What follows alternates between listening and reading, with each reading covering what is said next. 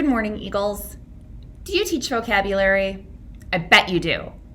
This week, we're looking at a strategy from Dr. Catlin Tucker to maximize vocabulary instruction at the beginning of a unit. I know, we're heading into the home stretch, but this was such a powerful yet low teacher prep idea that we just couldn't resist sharing it. Tucker draws on the work of Matthew Perini, Harvey Silver, and Jay McTighe for her pile of words strategy. This strategy is based around the idea of inductive learning, or having students construct meaning from examples that you give them. The strategy begins with a teacher-generated word list, or pile of words, about a topic students will be learning about. This pile of words can be concepts students will need to know, vocabulary taken from a text students will be asked to engage with, or a combination of the two. Your list should be manageable for a high schooler to sort, yet complex enough to give it some meat.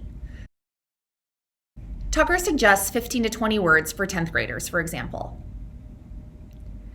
After you've created your pile of words, you group your students and give them the word pile. Ask them to discuss and define the words, paying particular attention to words that they're unfamiliar with.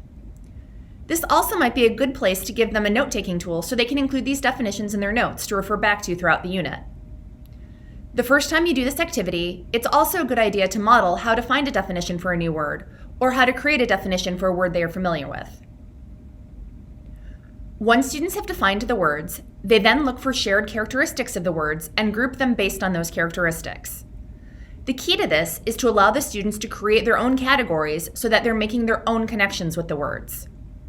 Tucker encourages telling students that they can make as many categories as they need to help them sort the words. She also suggests that teachers can use the way students sort the words to gain informal data on what prior knowledge students have on a topic and what supports they will need as they delve into the content.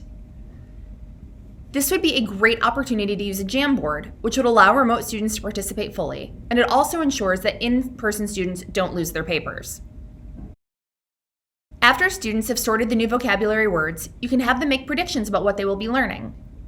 You should also revisit the word piles as you move through the unit, asking learners to see if their predictions are correct and summarizing or reframing what they've learned.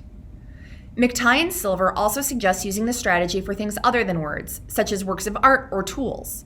This could be really interesting to do in a foods class, for example.